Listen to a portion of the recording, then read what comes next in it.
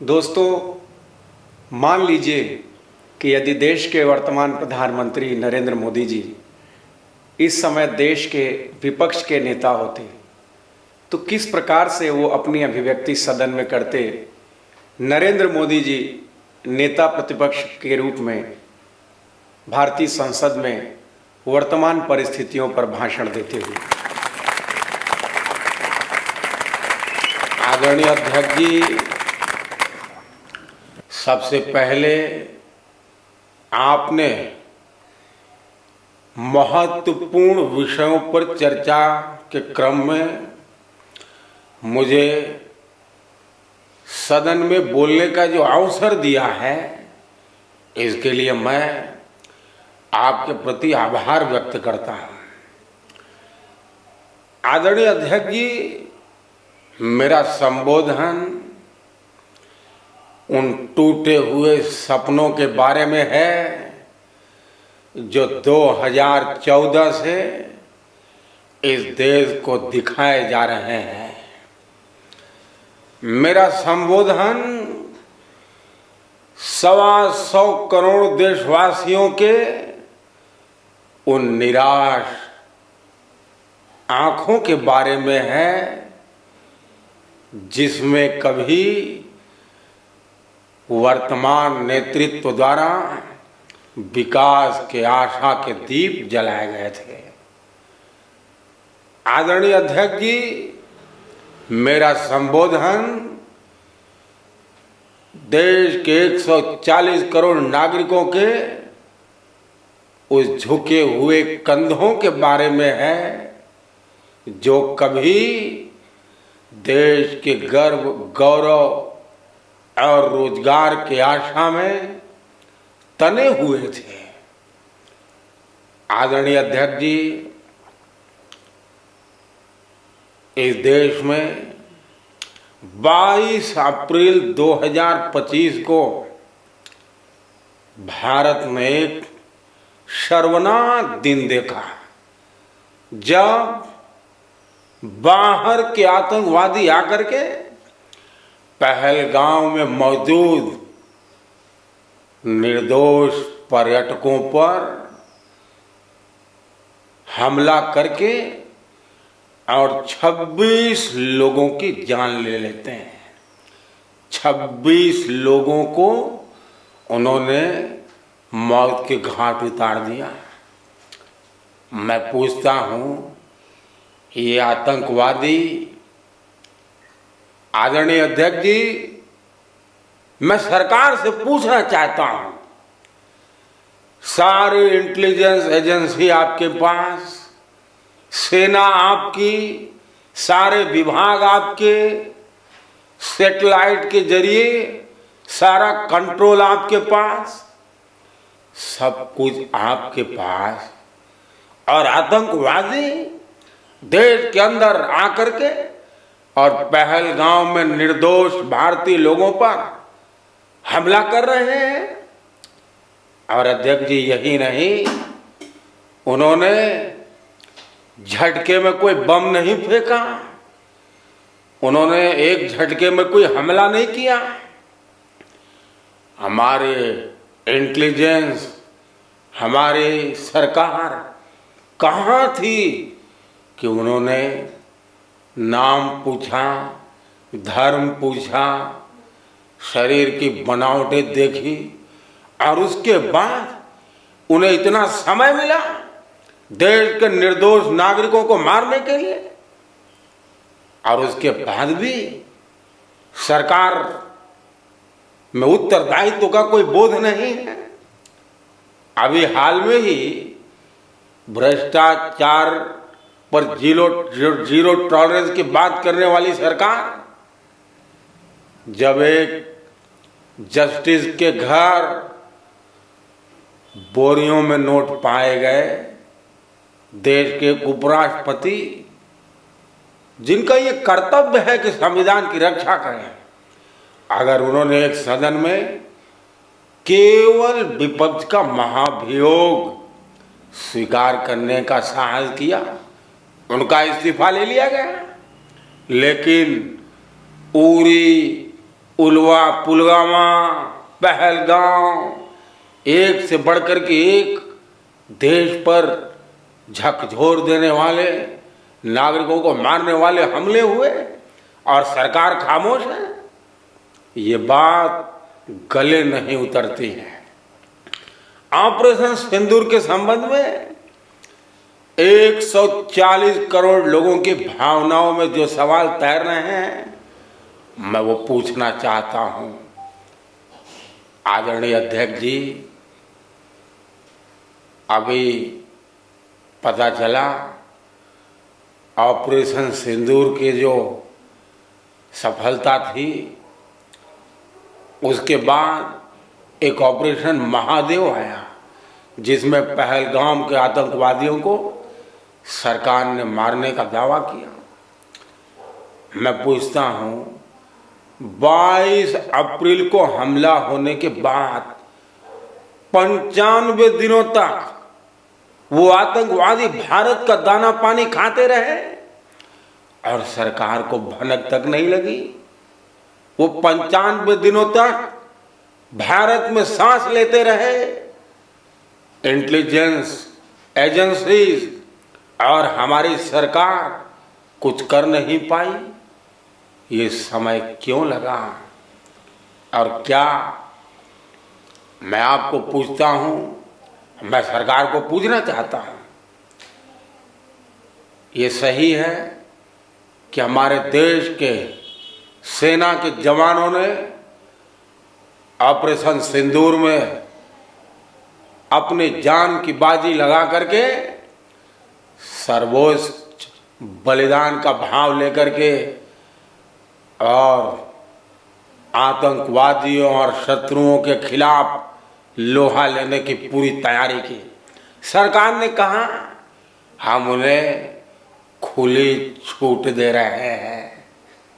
मैं पूछता हूं, ये कौन सी खुली छूट थी जी, जो आपने 2 दिन में ही सरेंडर का निर्णय ले लिया? मैं पूछता हूं, मेरे देश के नौजवान, मेरे देश की जनता ये जानना चाहती है कि आखिर जब देश की सेना अपने अदम्य साहस और शौर्य पराक्रम के साथ आतंकवादियों के खिलाफ कार्रवाई कर रही थी, तो सरकार ने ये कायरतापूर्ण निर्णय क्यों लिया? किसके कहने पर लिया? और मैं कहना चाहता हूं, आदरणीय अध्यक्ष जी, क्या ये अपने मित्र को शांति नोबेल पुरस्कार दिलवाने के लिए किया गया? क्या ये क्यों हुआ? इसके बाद भी हम उनकी बात मान रहे हैं जिन्होंने भारत के सम्मान को चोट पहुंचाने का काम किया।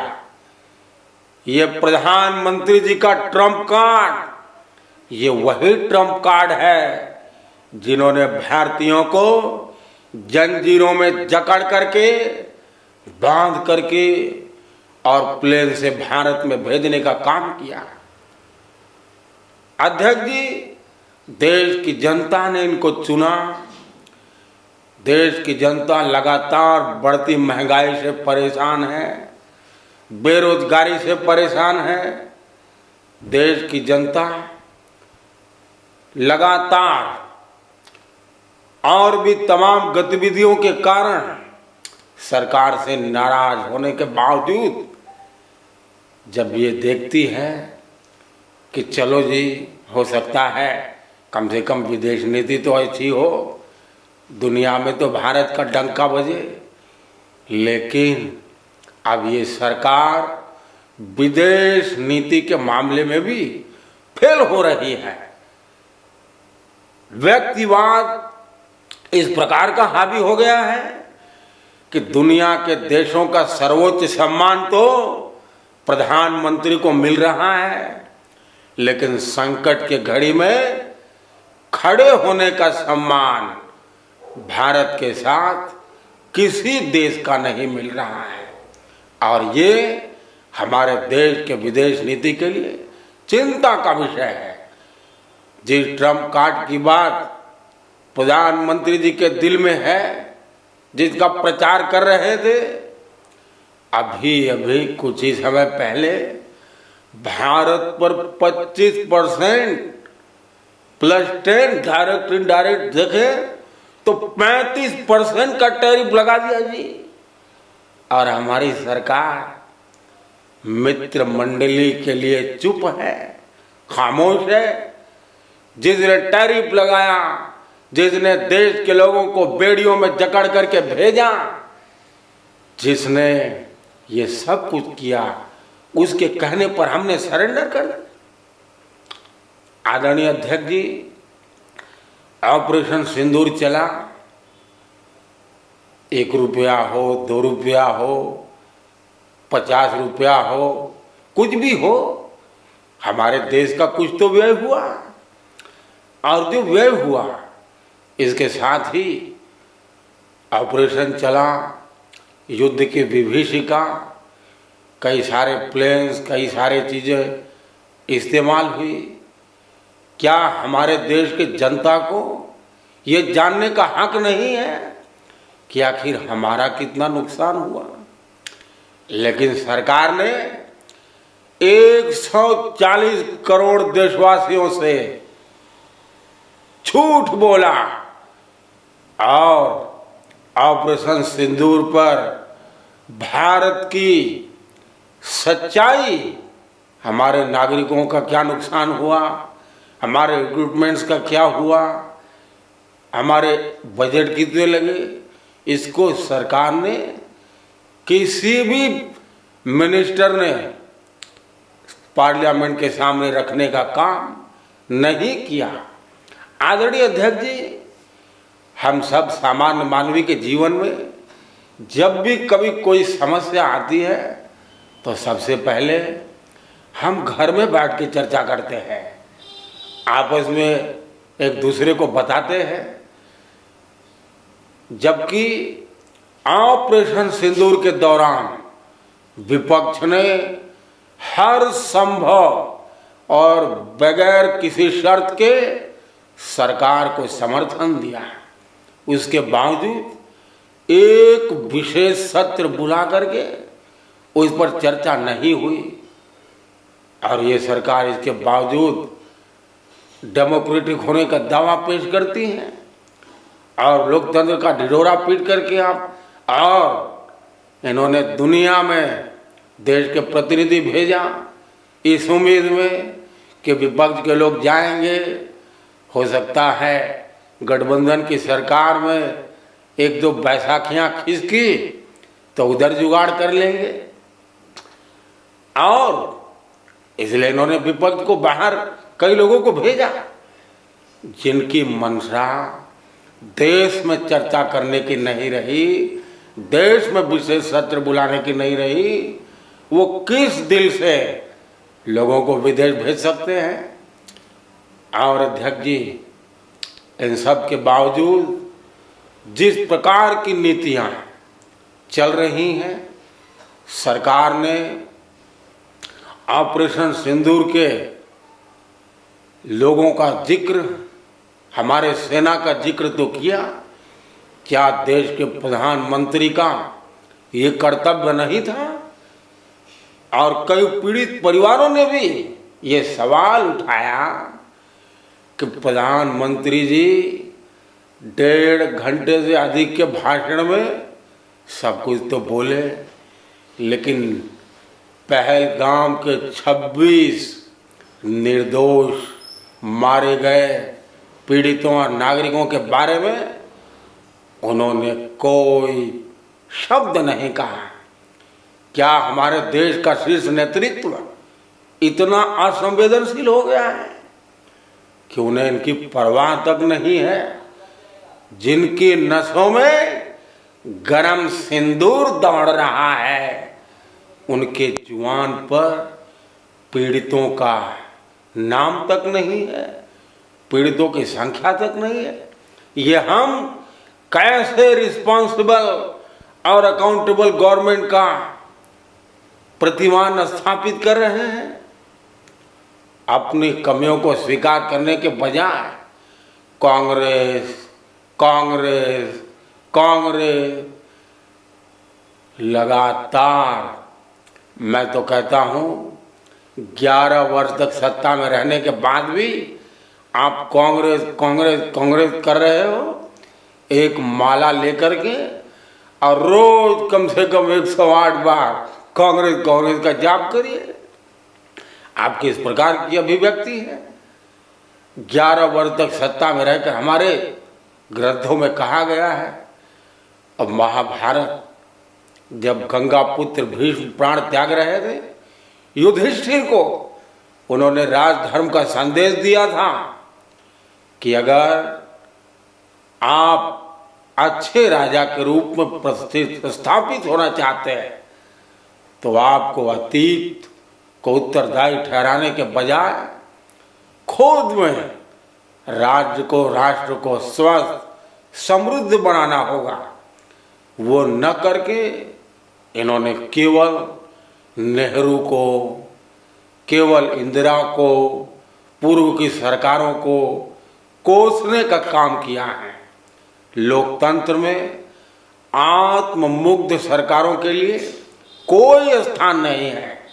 और जिस कांग्रेस की बात कर रहे हैं, उस कांग्रेस ने अमेरिकी राष्ट्रपति के साथ आंख में आंख मिलाकर नहीं, उनके आंख के सामने आंख उठा करके बात करके और पाकिस्तान से भारत को युद्ध जिता करके बांग्लादेश के बनने का रास्ता साफ किया था।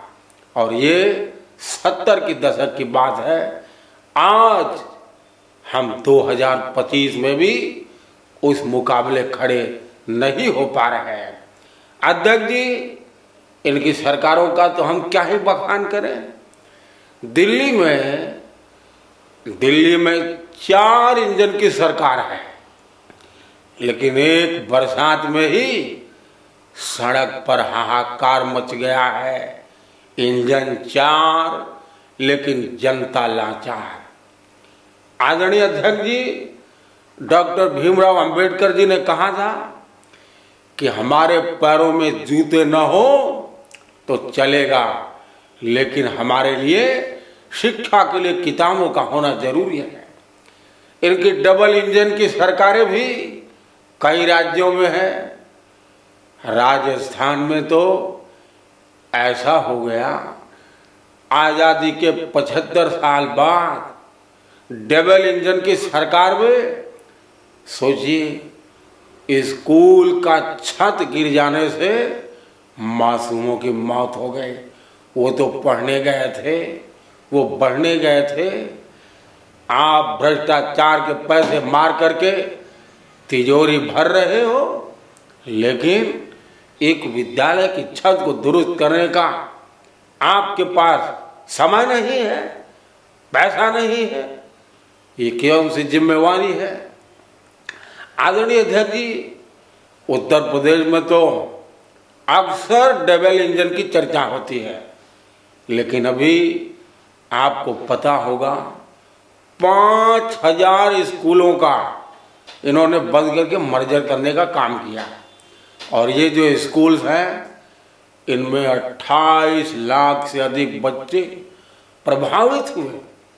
जो सरकार ड्रॉप आउट्स को कम करके ग्रॉस इनरोलमेंट रेशियो को बढ़ा करके देश में शिक्षा से गरीबों, पिछड़ों, वंचितों को जोड़ने का काम करनी चाहिए, उस सरकार ने विद्यालय बंद किए और मदिरालय को प्रोत्साहित किए।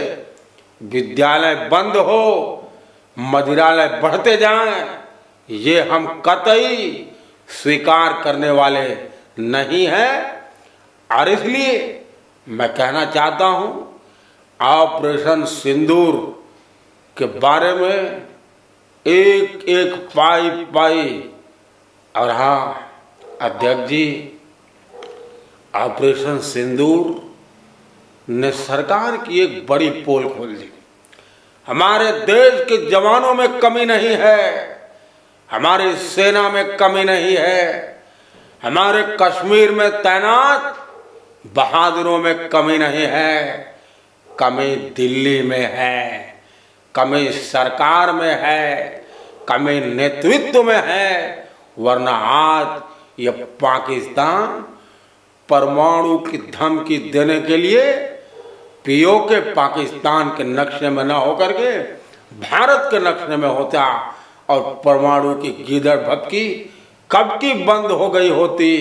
और इसलिए अध्यक्ष जी, न बहारों की बात करनी है, न चांद तारों की बात करनी है, क्योंकि पार करना है बहती दरिया को।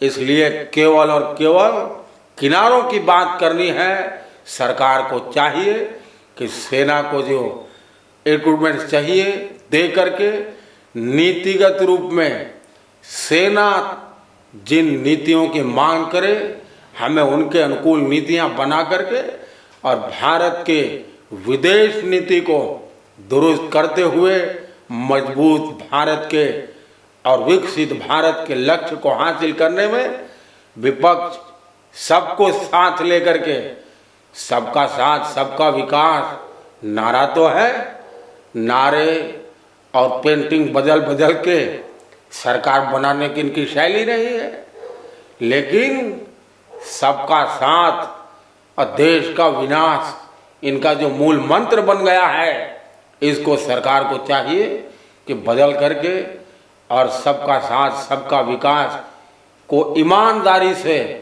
अंतःकरण में रख करके नीति बना करके देश के भलाई के लिए काम करे। इसी विचार के साथ मैं अपने वाणी को विराम देता हूँ। बहुत बहुत धन्यवाद।